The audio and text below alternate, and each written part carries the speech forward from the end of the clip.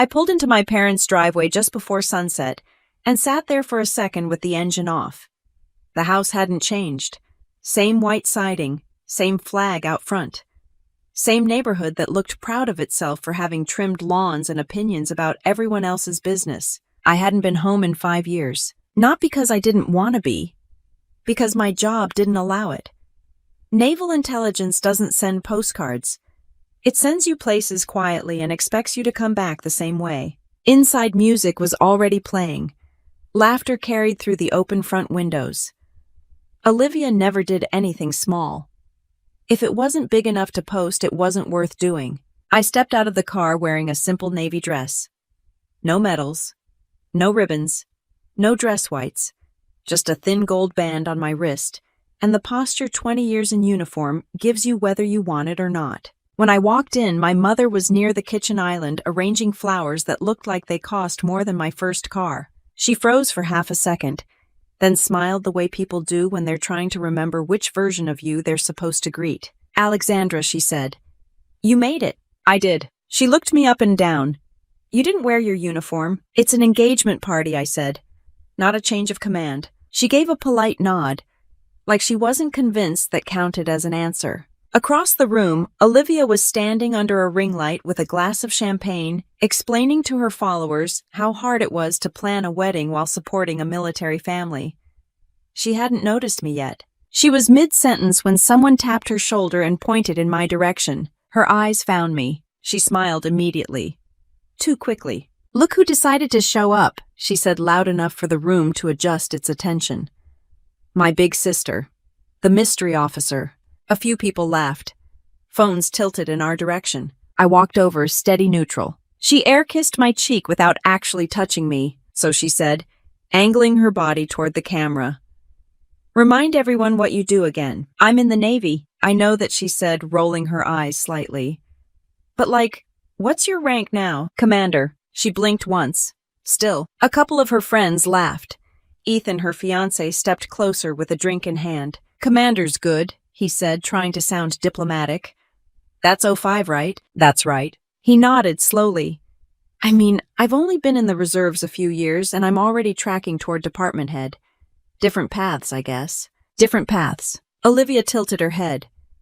"I just thought after almost 20 years you'd be, I don't know, something more visible." "Visible?" I asked. "You know, flag officer track, public command, something people can understand."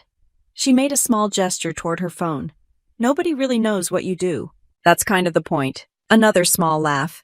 This one less friendly. One of her friends chimed in. "So you're like behind-the-scenes military." "Something like that." Olivia leaned closer. "I told Ethan you've always preferred to stay small. No spotlight, no big leadership roles. It's just not your thing." I looked at her. "You told him that?" She shrugged. "It's not an insult. Not everyone's meant to lead." The air shifted slightly. Not dramatic. Just enough. My father walked over, then holding a drink he didn't need. "There she is," he said. "Our quiet one." I hadn't heard that nickname in years. "You must be proud," someone said to him. "2 daughters in such different worlds." He laughed lightly. "Well, one of them knows how to build something people can see." Olivia smiled at that. Ethan cleared his throat. "No offense, Commander, but when people hear Commander, they picture ships and press conferences. You don't exactly scream command." There it was. I took a sip of water from the glass someone had handed me. "That's because I don't need to." Olivia made a soft clicking sound with her tongue. "See that right there? Always so intense." She turned back to the camera. "Guys, she's been deployed forever and we still don't know what she does. I swear she works in a basement somewhere." More laughter. I let it pass. The house looked the same, but it felt different. My grandmother's photo was gone from the hallway wall. The old Navy shadow box that used to hold my grandfather's medals wasn't there either. I stepped away from the crowd and walked down the hall toward my father's office. The door was half open. Inside the desk was cleaner than I remembered. A folder lay open near the edge. A set of numbers caught my eye before I even meant to look. My name. I stepped inside. The document was a refinance agreement. Property address the house. Borrower Richard Reed. Co-borrower Alexandra Reed. That was interesting. I hadn't signed anything. I flipped one page carefully. There it was again. My name. My signature. Or something meant to look like it. The date was from 2 years ago. 2 years ago, I was deployed overseas. I stood there for a long second reading quietly. Loan amount. Interest rate. Not small. From the living room, Olivia's voice rose again. My sister's rank sounds impressive until you realize it's basically mid-level. Mid-level. I looked down at the signature. It was close.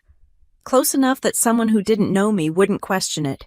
But I did. I closed the folder gently and put it back exactly where it had been. Footsteps approached behind me. My father leaned against the doorframe. Everything okay? I turned toward him. When did we refinance the house? He didn't hesitate. Last year. My name's on it. He paused. Just a fraction. We needed better terms. So you added me. It made sense. Your family. I was deployed. He gave a tight smile. We handled the paperwork. Handled. You signed for me. He exhaled slowly. It's not like you were going to object. It benefits all of us. From the other room, Olivia called out, Dad, where are you? They want to hear about how supportive our family is. He glanced back toward the sound. We'll talk later. We're talking now, I said. His jaw tightened. Don't make a scene. I looked past him toward the living room, where everyone was clapping at something Olivia had just announced. Trust me, I said. I'm not the one making a scene. He stepped into the room and lowered his voice. You've been gone 5 years. We had to make decisions. With my name. For the family. I held his gaze. I didn't authorize that. He didn't answer directly. You always were the responsible one. That wasn't reassurance. From down the hall, Ethan's voice carried clearly. If she ever wants real leadership advice, I'm happy to help. More laughter. I walked past my father back toward the living room. Olivia was raising a glass. To new beginnings, she said brightly.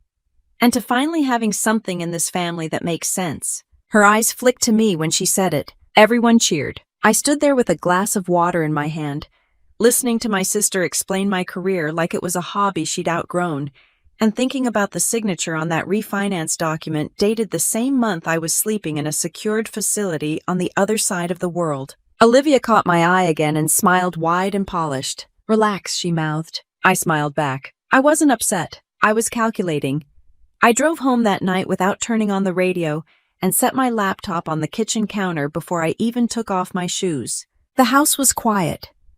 No ring lights. No laughter.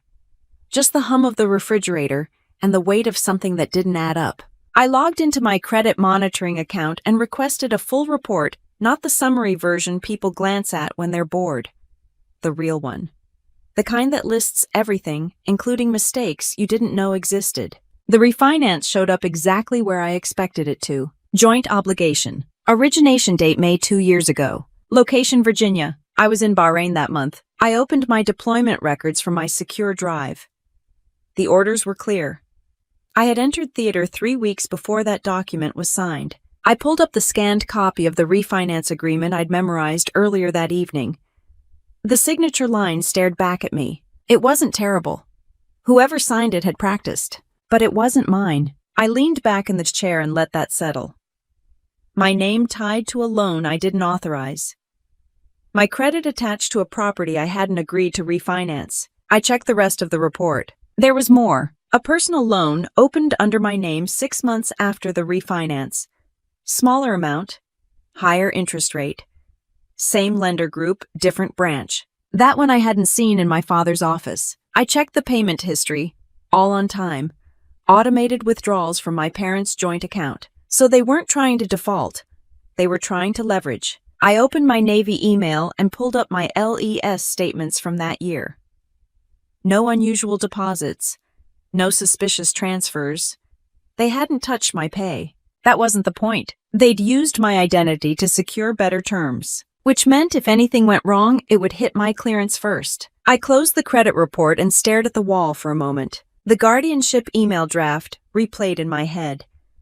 The way my mother had written, if her mental state becomes a concern, we need to be prepared. Prepared for what? I reopened the report and downloaded every page. Then I called the lender. The automated system pushed me through 3 menus before a woman with a flat mid-Atlantic accent picked up. I'm calling about a refinance opened 2 years ago, I said. I need verification of signature authorization. She asked for identifying information. I gave it. There was a pause while she reviewed the account. Yes, ma'am. You're listed as co-borrower. I did not sign that agreement. Another pause. Our records show a signed document. I was deployed overseas on the date listed. She didn't react emotionally.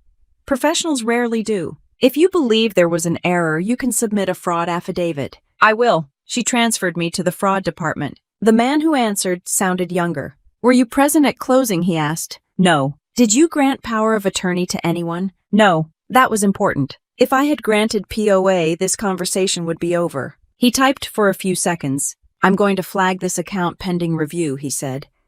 You'll need to submit supporting documentation. I'll send deployment orders. That would help. He didn't accuse. He didn't defend. He documented. That's how real problems move.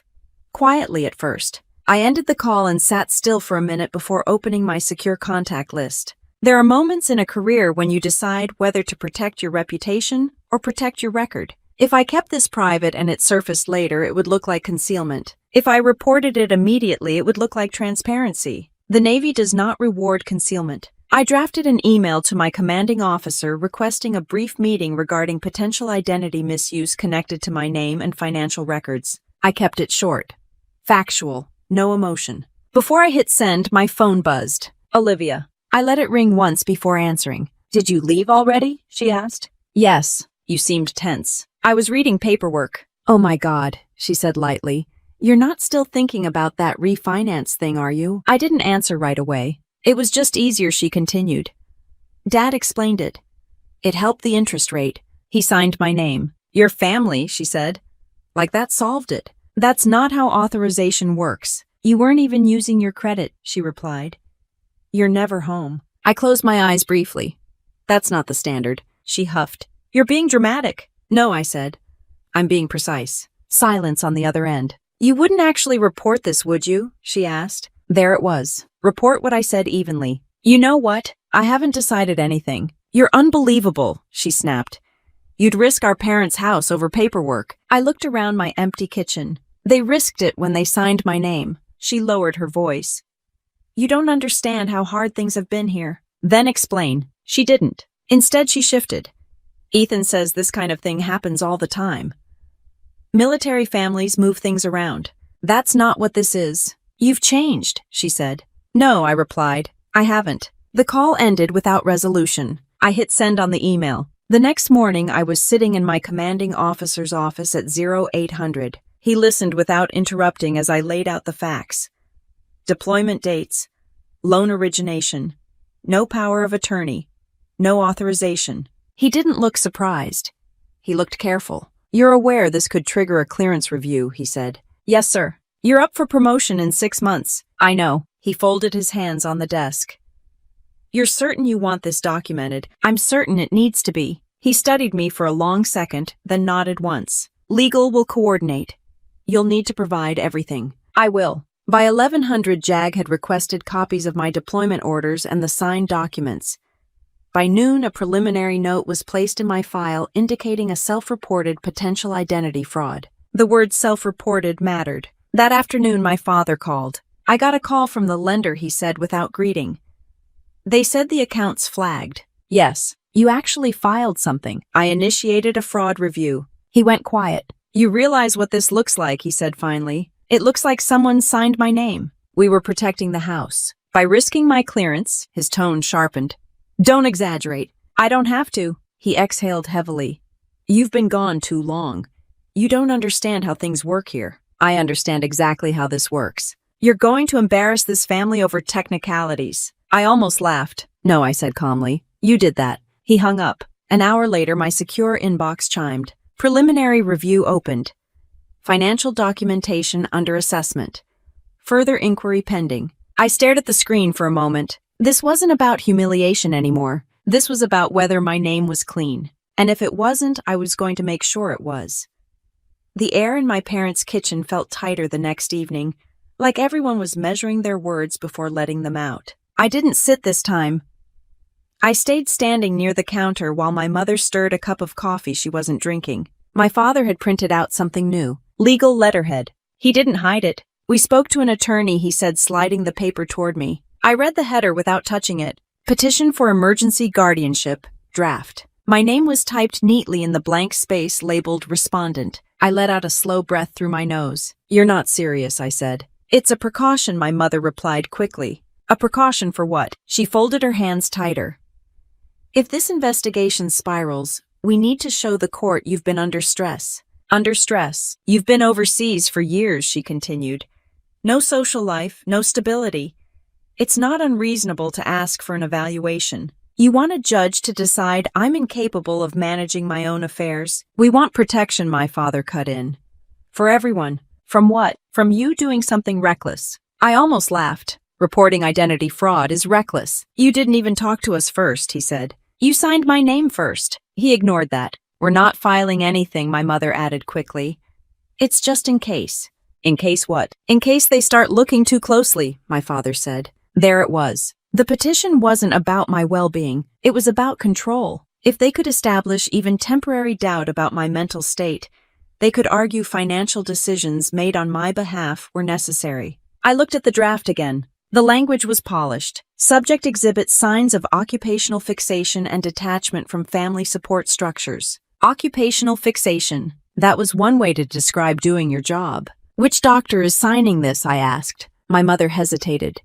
We haven't secured one yet. But you're looking. She didn't deny it. I've passed every psychological screening the Navy requires, I said evenly, including 2 before my last assignment. This isn't about the Navy, my father replied. It is, I said. Everything about this is. My phone buzzed in my pocket. I didn't check it. You're escalating, Olivia said from the doorway. I hadn't heard her come in. She leaned against the frame, arms crossed. You think they're going to side with you just because you wear a uniform? She continued. I don't need them to side with me. I need them to read dates. You're obsessed with paperwork, she said. I'm careful. You're paranoid. No, I corrected. I'm documented. She stepped further into the room. You know what this looks like? She asked. A woman who's been isolated for 5 years coming home and immediately attacking her own family. I reported a financial inconsistency tied to my name. You turned it into a federal review. I didn't turn it into anything. My father pushed the draft petition back toward himself. If the investigation damages this house, he said we'll do what we have to. You mean you'll question my competence? We'll protect the family. I stared at him. You forged my signature, I said quietly. And now you're preparing to call me unstable. He didn't flinch. We're adapting. That's not adaptation. That's escalation. My mother finally looked up at me, eyes glossy but steady. You don't understand what it's like here, she said. Bills, mortgage pressure, expectations. I understand federal law. That's not the same. It is when my name is attached. Olivia stepped closer. You're willing to let strangers dig through our lives because of a technicality, she said. It's not a technicality. It's ink on paper. It's my identity. She rolled her eyes. You always were dramatic. I turned toward her fully. You built an entire brand around military prestige, I said. You post about sacrifice and honor. And when it benefits you, rank matters. Her jaw tightened. This has nothing to do with me. It has everything to do with you, I replied. The refinance funded your wedding deposits. Silence. My mother looked at Olivia sharply. Don't drag her into this. She's already in it. Olivia's voice rose. You think I asked for any of this? You didn't object. She opened her mouth to argue and then stopped. That pause told me enough. My phone buzzed again. This time I pulled it out. NCIS. Follow-up interview requested. Clarification on potential third-party awareness. Third-party awareness. They were asking who else knew. I slipped the phone back into my pocket. If you file that petition, I said calmly, nodding at the draft, it becomes retaliation during an active investigation. My father scoffed. You can't threaten us with legal terms. I'm not threatening you. You're weaponizing your job. No, I said. I'm protecting it. My mother's shoulders sagged slightly. What do you want?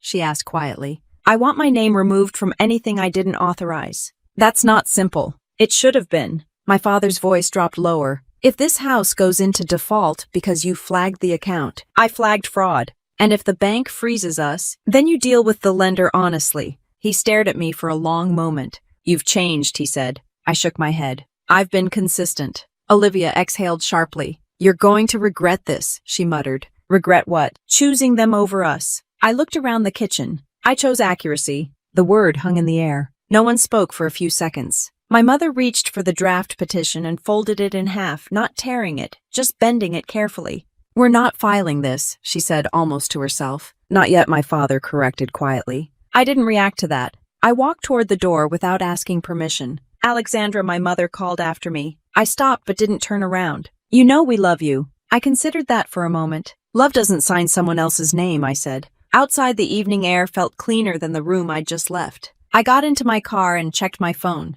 NCIS wanted clarification on whether my sister had prior knowledge of the refinance. I rested my hands on the steering wheel and stared at the question. Not whether my parents forged the signature, whether Olivia knew. That wasn't about family anymore. That was about intent. I started the engine and pulled out of the driveway, aware that the situation had moved past embarrassment, past argument, and into something measurable. Documentation doesn't get emotional. It just builds. I set my phone on the passenger seat and pulled into the NCIS building just before 0900, the engine idling for a second longer than usual before I shut it off. The follow-up interview was shorter, more specific. Agent Morales sat across from me with a legal pad and a recorder between us. "We're narrowing scope," she said. "We've confirmed the signature on the refinance doesn't match your verified samples." I nodded once. "However," she continued, "we need clarity on who had access to your personal information." "My parents." "Anyone else?" "My sister knew about the refinance," I said. "I don't know if she knew about the signature." Morales wrote that down. "Did she benefit financially?" "Yes." "In what way?" "Wedding deposits, venue reservation, catering." Morales looked up at that. "You're certain?" I reviewed the account statements. She made another note. "Your fiancé's name appeared on one of the personal loan discussions," she added. "He's my sister's fiancé." "Correct. Lieutenant Ethan Wells, Naval Reserve." I didn't react. "Did he co-sign anything?" "No." "Was he aware of the source of funds?" "I don't know." She leaned back slightly. "We'll speak with him." That landed differently than everything else. The investigation had officially crossed into uniform territory. When I left the building, my phone was already buzzing. "Ethan." I let it go to voicemail. A text followed immediately. "We need to talk." I drove home first. At 1400, my commanding officer called me into his office again. "I received notice that NCIS contacted Lieutenant Wells," he said, sliding a document across the desk. I read the header, "Letter of Counseling. Failure to exercise financial due diligence. Not a charge. Not a court-martial, but formal." "He wasn't part of the signature," I said. "No," my CO replied. "But his name came up during financial review discussions." "I understand." He studied me for a moment. "You're aware this has widened?" "Yes, sir." "And you're prepared for the fallout?" "I am." He nodded once. "This is why self-reporting matters," he said. "It keeps you on the right side of it." Outside the office, I exhaled slowly. The investigation was no longer theoretical. It had touched another service member. By 1700, my phone rang again. This time it was Ethan calling from a different number. I answered. "What did you tell them?" he asked immediately. "The truth. They pulled me into a review this morning." "I know." "You knew." "They notified me." He ran a hand through his hair. I could hear it in his breathing. "They issued a letter of counseling," he said.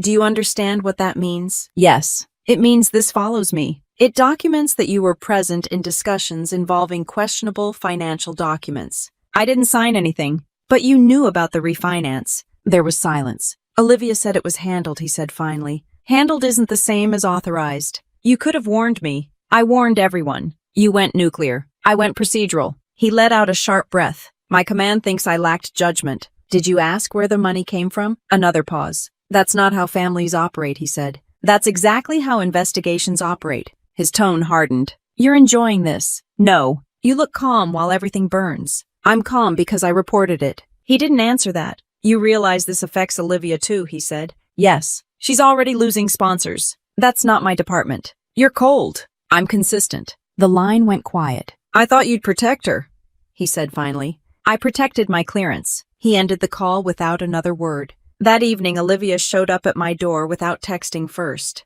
She looked different, less polished.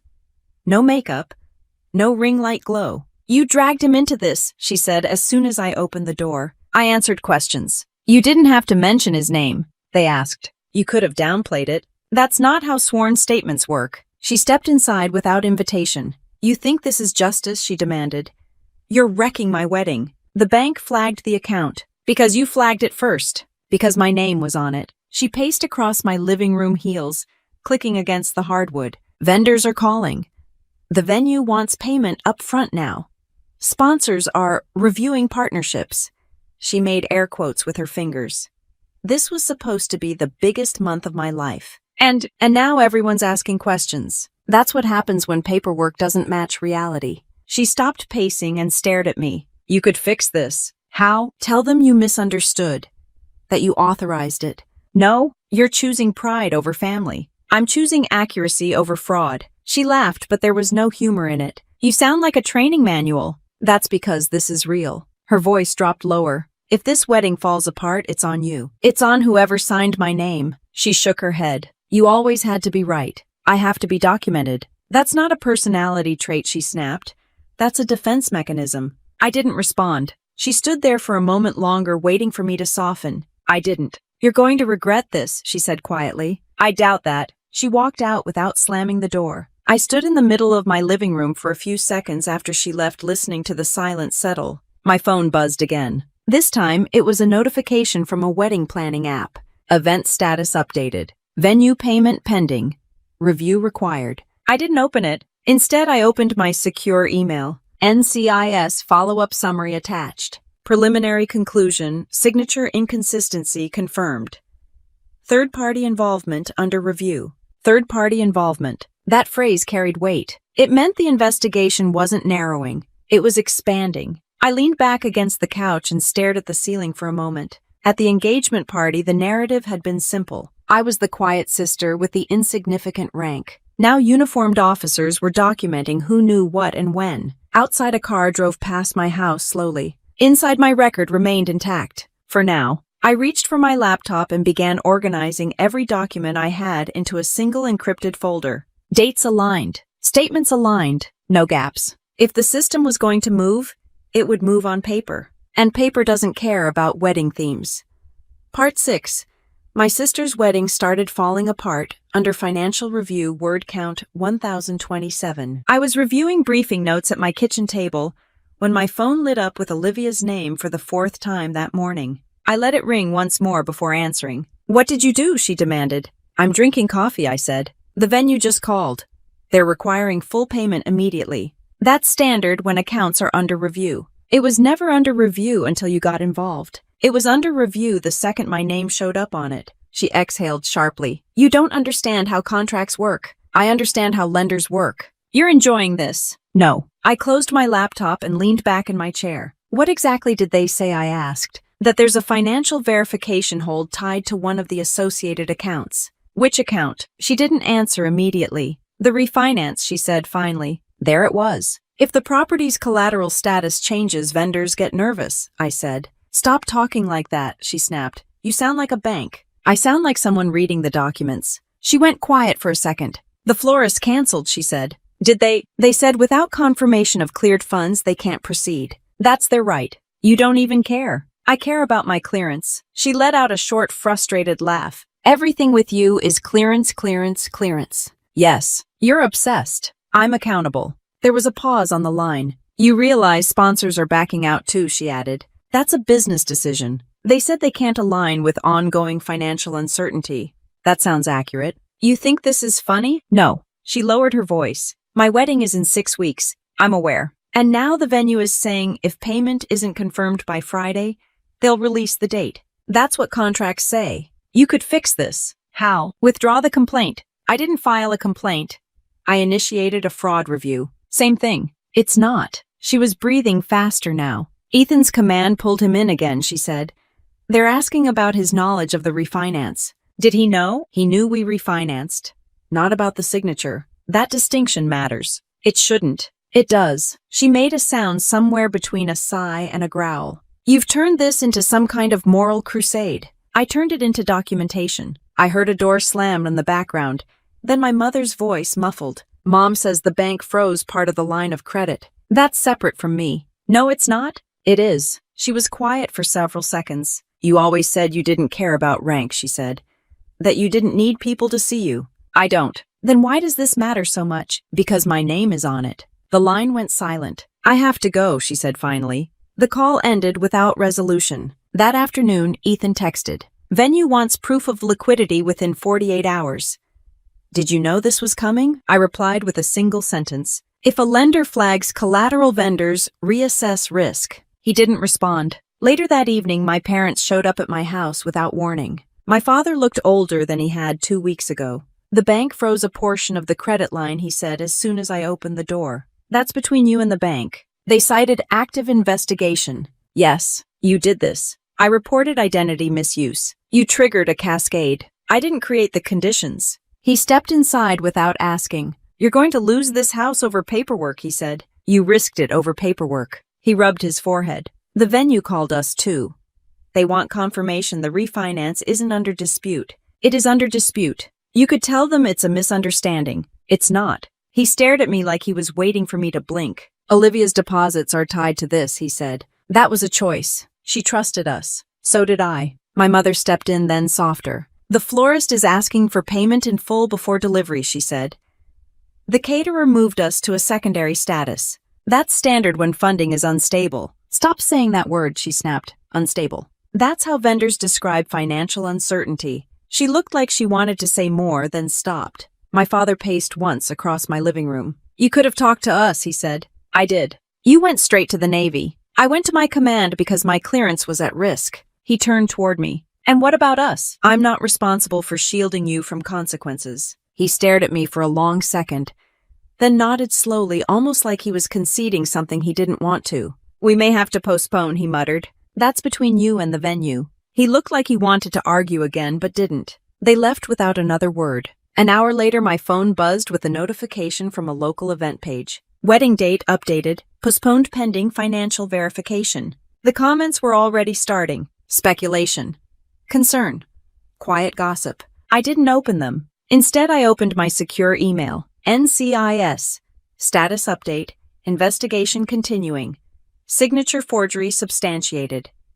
Financial exposure under review. Substantiated. That word carried more weight than anything Olivia could say. I leaned back in my chair and let the room settle around me. At the engagement party, she'd described my rank as insignificant. Now her wedding vendors were requesting documentation because my name appeared in the wrong place at the wrong time. Outside, a delivery truck drove past slowly. Inside, my record remained intact. The wedding date on the event page had shifted once. It could shift again. Paper doesn't negotiate. It either matches reality or it doesn't. I adjusted the collar of my dress whites in the mirror and checked the ribbon rack one more time before stepping out of the locker room. Naval Station Norfolk doesn't feel dramatic. It feels procedural. Concrete walkways, clean lines, people moving with purpose. No spotlights. No music swelling in the background. The ceremony was listed as a special assignment recognition. Closed attendance. Uniform required. Olivia had texted me 3 times that morning. What is this thing? Can I come? Is it public? I didn't answer the first 2. To the third, I sent a single line, guests allowed. Business attire. When I stepped into the hall, rows of chairs were already filled with officers in service dress. The flags stood in precise alignment behind the podium. No cameras except the official base recording unit. Olivia stood near the back, scanning the room like she was looking for better lighting. She wore a pale blue dress that looked more bridal shower than Navy installation. Ethan stood beside her in uniform posture, tight. She spotted me first. Her expression shifted when she saw the full set of ribbons across my chest. You never wear those, she whispered as I passed. Today requires it. She glanced at Ethan. Why didn't she tell us? He didn't answer. I took my assigned seat in the second row. No applause, no whispers. Just quiet acknowledgement from a few officers who nodded as they recognized me. The program began on time. The commanding officer gave a brief introduction about operational readiness and long-term assignments. He didn't use names yet. Then the 4-star admiral stepped up to the podium. He wasn't theatrical. He didn't need to be. Today we recognize officers who completed extended assignments in support of national operations, he began. Some details remain classified. What does not remain classified is the standard they upheld. He glanced down at a folder. Commander Alexandra Reed. I stood. My steps were steady as I walked to the front. The admiral met my eyes and extended his hand first. Firm, direct. For 5 years, he said into the microphone, Commander Reed served in a multi-year special assignment supporting joint operational objectives overseas. Her work required discretion, leadership, and sustained performance under scrutiny. No specifics, no locations, just facts. He turned slightly toward the audience. In environments where visibility is limited, impact still matters. I heard Olivia shift behind me. The Admiral faced me again. Your record reflects sustained superior performance. Welcome back, Commander. He stepped back. Salute. Sharp, precise, public. I returned it automatically. The hall stood at attention. No clapping. Just the sound of chairs moving in unison. When I lowered my hand, I saw Olivia frozen near the aisle, her phone halfway raised but not recording. Ethan's expression had changed completely. This wasn't an engagement party anymore. The Admiral leaned closer so only I could hear. Your file is clean, he said quietly. Clearance review resolved. Yes, sir. You handled it correctly. I followed procedure. That's why it worked. He stepped aside and the next name was called. I returned to my seat. Olivia moved toward me the second the formal portion ended. You never told us, she said. You never asked. She glanced at the officers still filing out. They all know you. I've worked with them. You let me say those things at the party. I didn't let you. She searched my face for anger and didn't find it. Ethan stepped forward then. They briefed my CO this morning, he said quietly. Your clearance issue is closed. Yes, he swallowed. I didn't know. I know. Olivia shook her head slightly. I thought you were mid-level. I am mid-level, I replied evenly. In a system with thousands. That's not what that looked like, she said. What did it look like? She didn't answer. Around us, officers began small conversations. Normal. Routine. No one treated the moment as extraordinary. That's how the military works. Recognition isn't spectacle. It's record. Olivia looked down at her phone, then back up at me. I was going to live stream, she admitted quietly. I noticed. She slipped the phone into her purse. Ethan got called in again yesterday, she added. They said the review's still open on our end. That's separate. Is it? Yes. She studied me carefully. You could have warned us this was coming. It wasn't about you. It feels like it is. It's about service. She exhaled slowly. You don't even look proud. I don't need to look anything. The hall was almost empty now. The Admiral passed by once more, nodding briefly. Olivia watched him go. That's the highest rank, she said quietly. Yes. And he saluted you. Yes. She shook her head again, not in denial this time, but in recalibration. I called your rank insignificant, she said. You did. I didn't know. That wasn't the issue. Ethan straightened his jacket. My command's asking for updated financial disclosures, he said. This isn't just about the wedding anymore. It never was, I replied. Olivia looked between us. They're saying sponsors won't come back unless everything clears, she said. That's their policy. You don't even sound angry. I'm not. She opened her mouth, then closed it again. For the first time since I'd come home, she didn't have a performance ready. Outside the hall, sailors moved across the base in steady lines. Trucks idled. Flags shifted in the wind. The ceremony had lasted 45 minutes. The impact would last longer. Olivia glanced once more at the ribbons on my chest. I guess your rank wasn't insignificant, she said quietly. It never was. I walked past her toward the exit, the sound of my shoes steady against the floor. Behind me, the room returned to normal volume. Recognition documented. Clearance confirmed.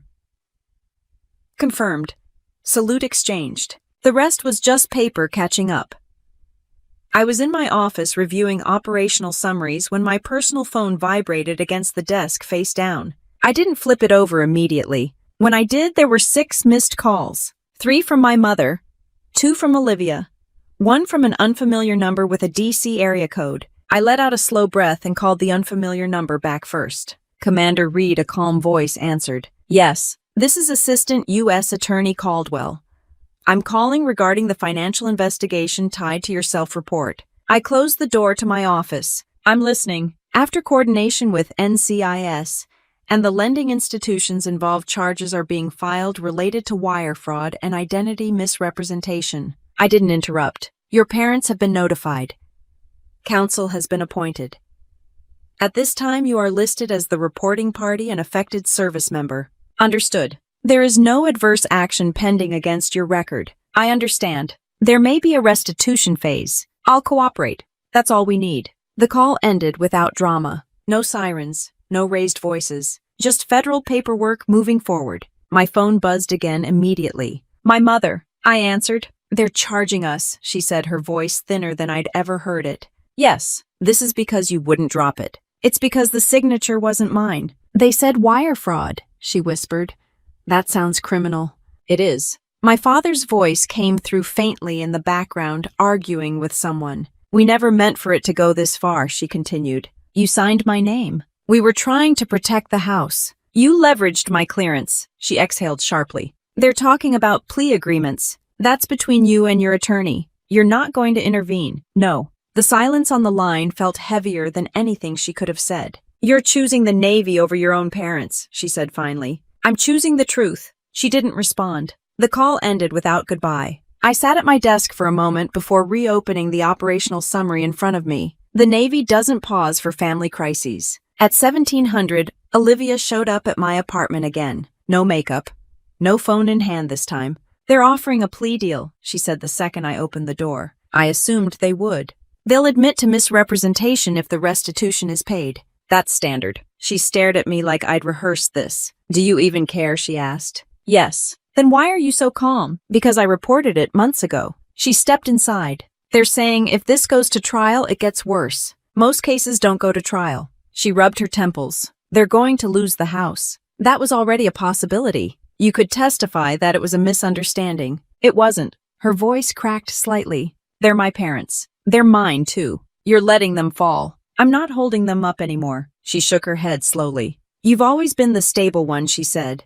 The dependable one. I'm still dependable. Not to us. I didn't answer that. She paced once across the room. Sponsors pulled out permanently, she added.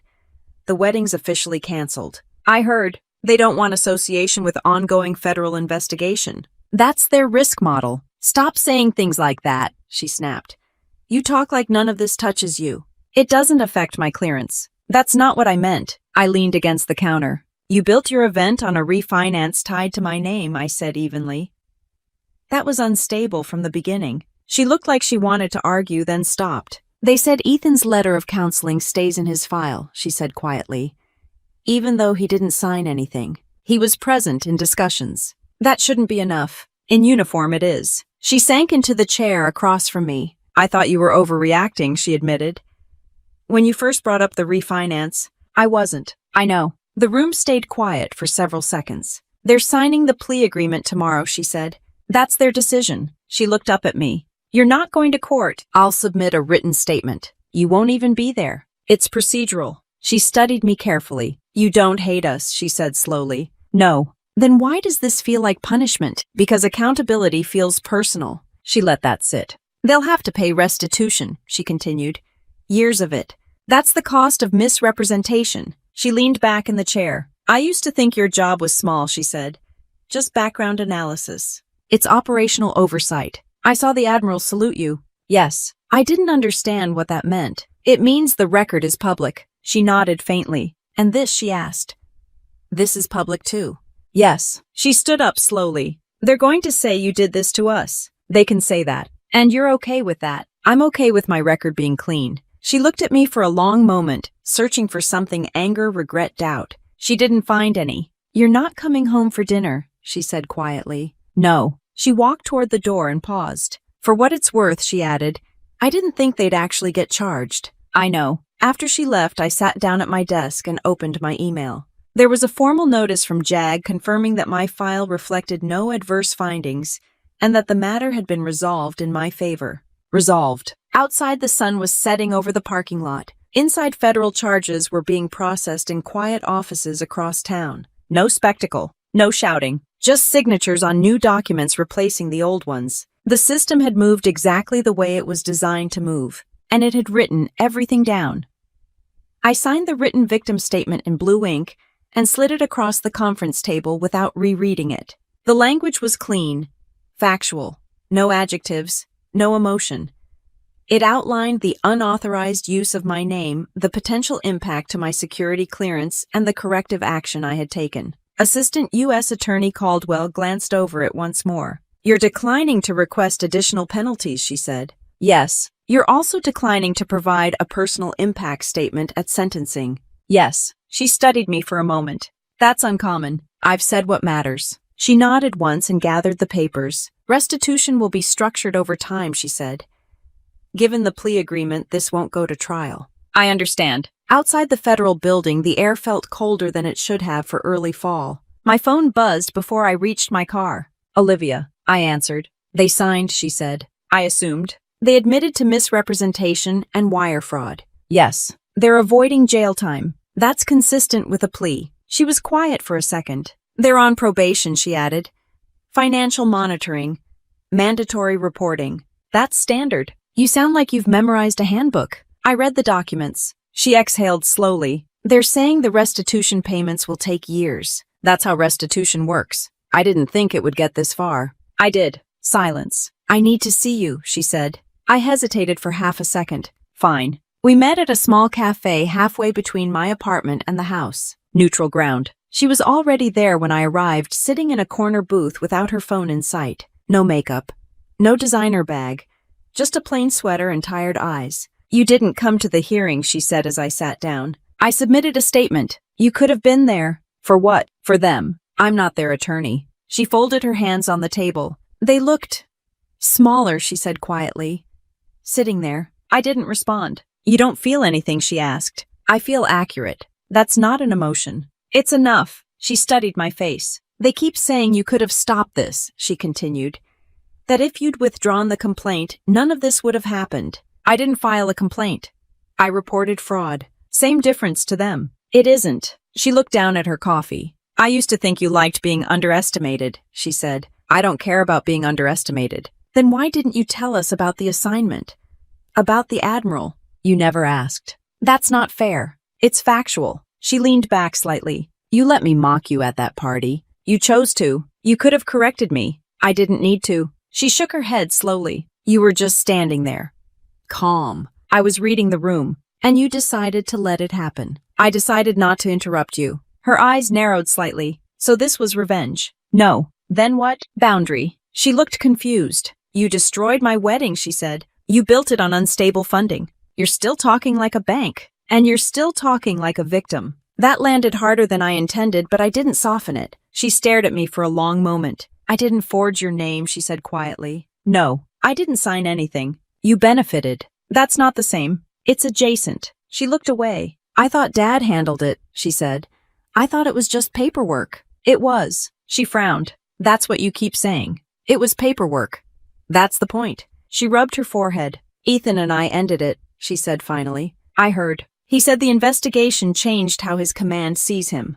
That's accurate. He said I brought instability into his career. That's also accurate. She flinched slightly. You don't have to agree with everything. I don't have to disagree with facts. She looked at me like she was seeing someone unfamiliar. You don't feel guilty. For what? For not protecting us. I held her gaze. I protected my clearance. And that mattered more than us. It mattered more than silence. She didn't speak for a few seconds. They're going to have to sell the house, she said quietly. That was likely. You grew up there. Yes. And you're okay with it going. I'm okay with not losing my career over it. She looked down again. I thought you were cold, she admitted.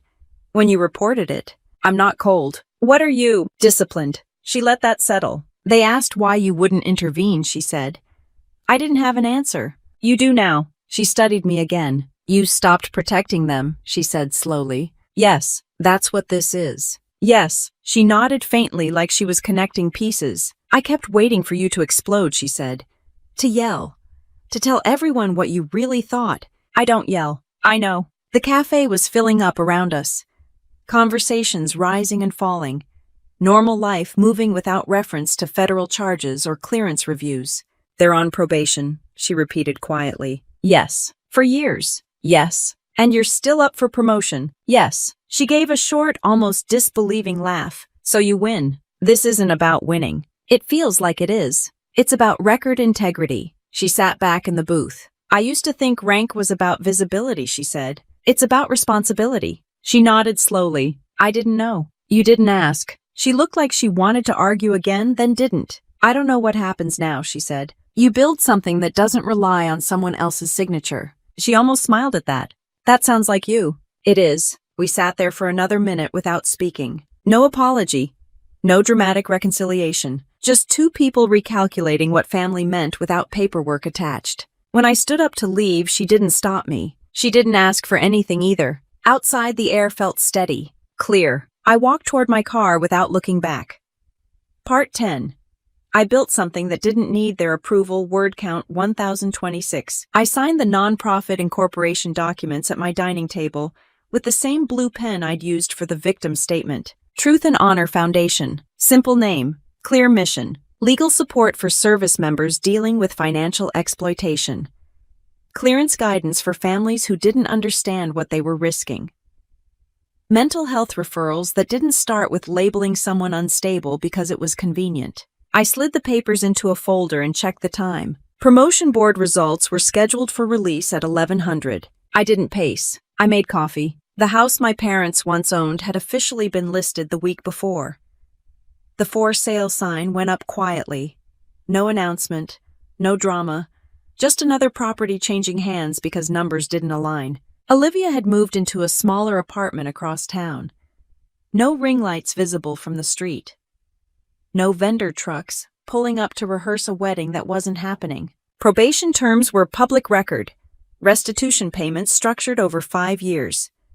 Financial monitoring required quarterly disclosures. It sounded clinical because it was. At 10:59, my secure inbox refreshed. Promotion board results. FY selection list. I opened the attachment. Commander Alexandra Reed. Selected for captain. No fireworks, no applause. Just text on a page. I closed the laptop and took a sip of coffee. The phone rang almost immediately. My commanding officer. Congratulations, Captain, he said. Thank you, sir. You navigated that situation correctly. I followed procedure. That's why you're here. He didn't stretch it into a speech. He didn't need to. After the call ended, I stared at the wall for a moment, not celebrating, just registering. Promotion didn't erase what had happened. It confirmed that it hadn't derailed me. Later that afternoon, I drove past the old house. The blinds were drawn, yard trimmed but empty. A realtor's brochure box attached to the sign out front. I didn't slow down. There was nothing left inside that belonged to me. My phone buzzed. Olivia, I answered. I heard, she said. Heard what? Your promotion. Yes. She was quiet for a second. Captain, she added. Yes, that's higher. It is. I looked it up. I figured you would. She exhaled softly. They're making the first restitution payment next month. I know. They asked if you'd consider reducing it. No. Another pause. I didn't think you would. I waited. I started working with a financial counselor, she said. Not a sponsor. A real one. That's good. They asked me why I never questioned where the money came from. And I didn't have an answer. Silence. You were right about one thing, she said finally. Which one? I never asked. That's accurate. She let out a small breath that almost sounded like a laugh. I thought you'd come back different after 5 years, she said. I did. How? I stopped explaining myself. She absorbed that. Are you ever going to forgive them? She asked. This isn't about forgiveness. Then what is it? Boundaries. She was quiet again. I used to think being loud meant being important, she said. Now it just feels exposed. Visibility isn't the same as value. I know that now. I glanced at the nonprofit folder still sitting on my kitchen table. I'm launching something, I said. What kind of something? A foundation. Legal aid for service members dealing with financial fraud. She didn't respond immediately. That's because of us, she said. It's because of the pattern. You're not even angry. No, you're just done. Yes. She let that sit. I don't know how to talk to you anymore, she admitted. You don't have to. That's not comforting. It's honest. We stayed on the line for another few seconds. You always were the stable one, she said quietly. No, I replied. I was the quiet one. That's not the same thing, is it? No. After we hung up, I opened the folder again and reviewed the mission statement. No dramatic language, no revenge angle, just clarity. Families borrow against uniforms they don't understand. Service members hesitate to report it because loyalty feels heavier than law. That was the gap. I filed the incorporation paperwork online and paid the fee. Confirmation screen. Processing. I leaned back in my chair and looked around the apartment. No wedding invitations on the counter. No refinance documents on the desk. No draft guardianship petitions folded in half. Just a clean file. My phone buzzed again. A message from the base admin office confirming my promotion ceremony date. Another document. Another line added to the record. Outside traffic moved steadily past my building. No one knew what had shifted over the past few months. No one needed to. I stepped out onto the small balcony and let the afternoon air settle. At the engagement party, Olivia had called my rank insignificant. At the ceremony, a 4-star admiral had returned a salute. In court, federal charges had been entered into public record. Now my name sat on a promotion list and a non-profit registration. Paper replaced paper. I went back inside and closed the balcony door. There were still meetings to attend, sailors to supervise, operational reports to review. Captain Reed. It didn't feel louder than Commander. It just felt earned. I sat down at my desk and opened my calendar for the next week. There was work to do, and for once, none of it required explaining who I was. I used to think the hardest part of serving wasn't the deployments or the long hours. I thought it was staying invisible while other people told your story for you. What I learned is that silence only becomes weakness when you let someone else define it. My sister mocked my rank because she measured value by visibility. My family signed my name because they assumed loyalty meant compliance. None of them expected that integrity moves quietly, and when it moves, it leaves a record. This wasn't just family drama. It wasn't just about a wedding or a refinance. It was about accountability. About understanding that family revenge stories don't always end with shouting or humiliation. Sometimes they end with boundaries, federal paperwork, and a promotion list that speaks for itself. If you've ever been underestimated because you chose discipline over noise, or if you've lived through family drama where your career, your reputation, or your name was on the line, you already understand what this story is really about. If stories about military service accountability and real-world consequences matter to you, subscribe to the channel. These revenge stories aren't about fantasy. They're about what happens when quiet strength meets hard truth, and there's more to come.